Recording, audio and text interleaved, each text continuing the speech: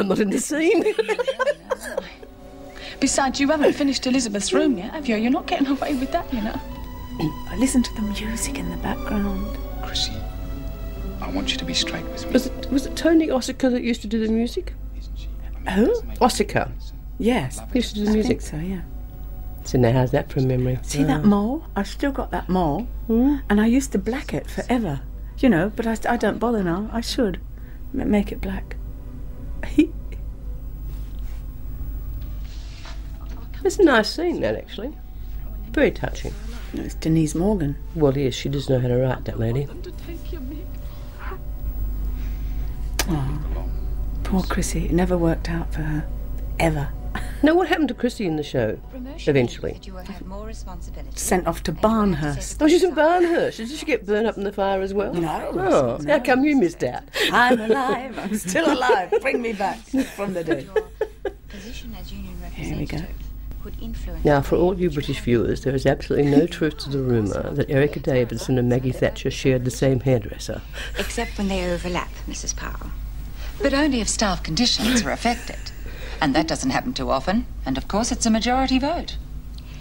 Would you say that you are a stickler for regulations? Yes, of course. Then You know how proper Patsy King is and how well educated. Actually, her whole attitude to me changed overnight when she discovered that she and I was the only Church of England girls' grammar school students in the cast. Because prior to that, I sometimes tend to treat me as if I had the same socio-economic background as B. Smith. You shouldn't like it when I'd say, you know, you're using, whoever wrote that line, the grammar's incorrect. I would alter it, or suggest that it was altered. No sweat. Great. Bev. Come on, you like Look, there she is, the only one who actually knows how to use a wrench. Perfect harding place.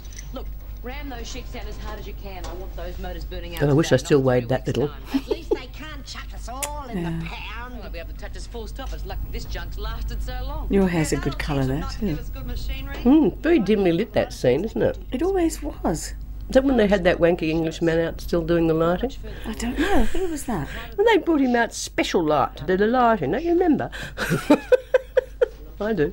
In fact, this whole episode is a bit dark. I tell you what, I was actually standing, this has happened on 2 occasions, behind the steam press, and there was so little light on my face, I was looking at the monitor, that I lit the cigarette lighter under my chin. And the director said, I think Miss Lehman's trying to tell us something. And next thing I know, they changed the lighting. You could see me. It was great. And then the second time I did it, I just reflected the light on my face with the bottom of the Ajax can. Cut, stop tape, Miss Lehman's not happy with the light. I was naughty. Look at the smoking going on. You're Yes, just isn't not that allowed to do that. incredible? And of course, I've never smoked in my life. And there are scenes in the early days, I don't think I did it because they couldn't keep up with me vomiting. I can't smoke. It's really weird. Well, I actually gave up smoking for 1.5 years when I was doing this show, and I asked them, begged them to write a storyline where B. Smith gave up smoking, and they refused to. And they actually wrote the cigarettes into the script. I just recently did a show with the MTC, and one of the characters was supposed to smoke all the way through it. You are not allowed to smoke on stage. This was the Fairfax Theatre in Melbourne, which is really small, and Richard Piper had to do everything but light the cigarette. Which was very funny, you know, all the business that he got around it. But well, I wonder how you think, in this, look how many people are smoking. I wonder what sort of a mess that makes of plays too, like, for instance, Streetcar Named Desire. And Educating when she uses Rita. the Got a Ciggy thing, you know, to seduce Stanley. Private Lives is another one where she smokes. Yes. But Educating Rita, she smokes about 8 cigarettes in the first act. It's crazy. I don't know what they're going to do. Oh, I look good in black. Are you allowed to sort of, you know, inject drugs into your veins on stage? Probably not. Substitute that instead.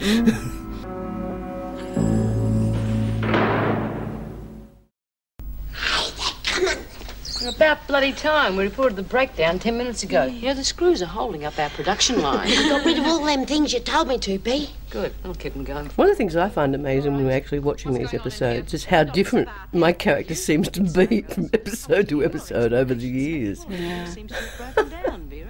Yeah, Kind of depends on who was writing the particular... No, you were very strong, Val. It was a fabulous character. Oh, it was a great character. She was fun to play.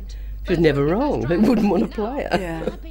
But Chrissy was a great character too. Well, she could be very funny and very pathetic.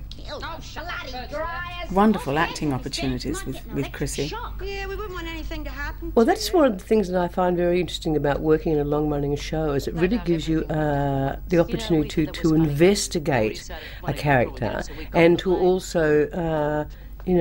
improve your craft, yes. I think, because you have not only the time but the license to a certain extent to take risks and I think what was try new things. What was hard is that so many different writers Experiment. would come in. Experiment. That's the word I want. But so many different writers were brought onto the show, and they really didn't know what your character was. They might have looked back 2 or 3 episodes, but they've never looked right back from the beginning, and that made it very hard. And you'd have to stand up for yourself and say, look, Chrissy wouldn't do that, or Chrissy wouldn't say that, because in episode 94 this and this and this happened. But you were shouted down most of the time. Well, I had a director actually say to me, this is the first episode he'd ever directed, and I had to go in and talk to a new young prisoner coming into a cell, and I walked into a cell, and all of a sudden they said, no, cut. And I get a voice over the tannoy control. Oh no, Val, you've lost all B. Smith's, toughness and da-da. I said, excuse me, why would she be being tough in this particular scene? She isn't tough all the time, Yeah. And this, there's no need for her. There's more than one facet to my character. How many episodes of this have you seen? And he had seen none. Oh, you're kidding me. Well, you Excuse me, I'm on screen. Oh, pardon me. You look quite good too for a change. You know what I'm best at? What are you best at? That's all they ever taught me in that stinking hole, Oh, I don't know, it's funny. I get put inside for what I've done between the sheets. And what do I end up doing? Folding them.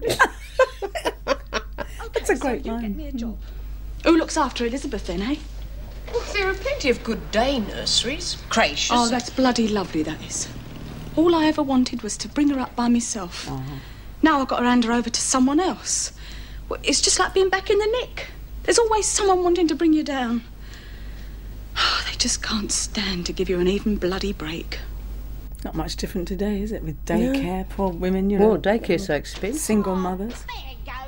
This is the magic thing about this show, is that so many of the issues, particularly those pertaining to women, are still, relevant today. Yeah. You stole from the kitchen. Contraband. Oh, yeah? How can you tell, Vera? What do? Count the beans? Listen to that laugh. Isn't she gorgeous? I think this can go back to the library. But I've just got to the romantic part. Isn't she fabulous? People used to get a real shock when they interviewed Sheila Florence. They expected her to sound like Lizzie Birdsworth, which was quite grand, really. You know what was a shame? That, you having been in prison for so long, and Lizzie, there should be more things in your cells that indicated that you had been there a long time. There was a reason why that was not changing the No, set. no, this was a new. If you remember at the very, very beginning, this is actually a new prison, Anyone to leave the workshop. and all the other stuff had gone. So apparently that was their justification for that. But where are your belongings? You are allowed a certain amount of belongings, and they're just I know. They're posters contrabanding everything and now. things They're on the taking wall. everything away. But it's a shame it wasn't dressed better, because these women have been in there for years and years and years. Yeah, but did you go out to Fairley Women's Prison once? Yeah. But, Wasn't that an but that building was so much older, and the low ceilings and all that sort of thing. A very, very much older building, and not with brick walls in the cells either. I mean, there wouldn't be. People would be bashing their brains out on them. What about when we went out to Pentridge? I wonder who ended up with all those Encyclopaedia Britannicas in the governor's office. I used to read them occasionally when I got bored, which is frequently. We took contraband and anything we thought could be used as a weapon, that's all. I want to know why she had a complete set of encyclopedias in her office. Yes, why? It should be, the law, shouldn't it? Law books. Yes, it should be. I'm not.